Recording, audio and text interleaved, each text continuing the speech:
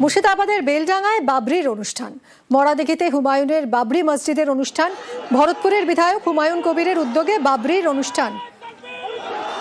আবির রয়েছে সঙ্গে, আরো জানাতে পারবে আবির।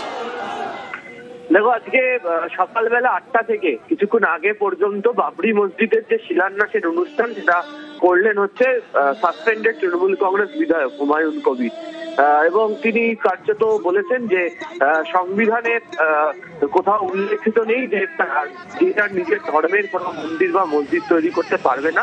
তিনি সংবিধান দেখেই তিনি এটি করেছেন এবং কারণ ভাবাবেগে তিনি কোনো আঘাত দিচ্ছেন না।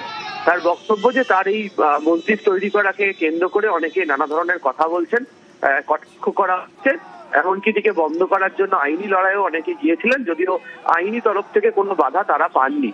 আজকে দেখতে পাওয়া যায় যে সৌদি আরব থেকে ধর্মগুরুরা আসেন, তাদেরকে সঙ্গে নিয়েই তিনি এই অনুষ্ঠানটি করেন এবং আগামী দিনে তিনি ফের যে চমক দিতে চান সেই প্রসঙ্গের কথা সেই মঞ্চ থেকে উল্লেখ করেছেন।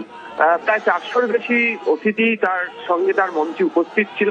এছাড়া বেশ কয়েক হাজার মানুষজনও তার এই বাবরি মসজিদ শিলান্যাসের যে অনুষ্ঠান সেটা গিয়ে উপস্থিত হয়েছিল এবং সেখানেই তার বক্তব্য যে তারা সাধারণ মানুষের থেকেই তিনি অর্থ সাহায্য নিচ্ছেন এবং তা নিয়ে নাকি তিনি এটি তৈরি করবেন।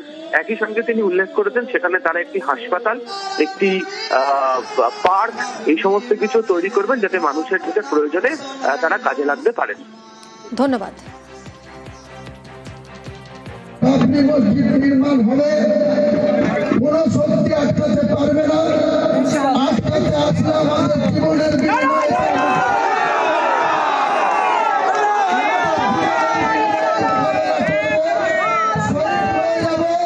হাসি মুখে মৃত্যুবরণ করব, কিন্তু বাবরি মসজিদ হবে মুর্শিদাবাদের মাটিতে।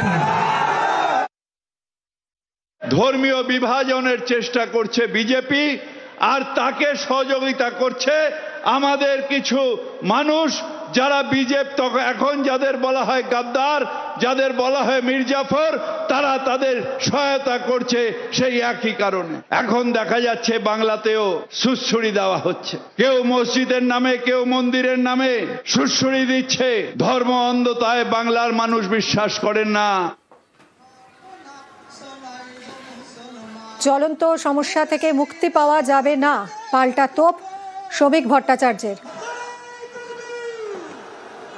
দেখুন, এসব মন্দির মসজিদের লড়াই করে বাবরি মসজিদ তৈরি করে দিয়ে পশ্চিমবঙ্গের জ্বলন্ত সমস্যার থেকে, জনরোষ থেকে তৃণমূল কংগ্রেস মুক্তি পাবে না। আর পশ্চিমবঙ্গের বৃহত্তর জনসমাজও চুপ করে বসে থাকবে না। এখানে ধর্মান্ধদের সরকার চলছে, হিন্দু বিরোধীদের সরকার চলছে।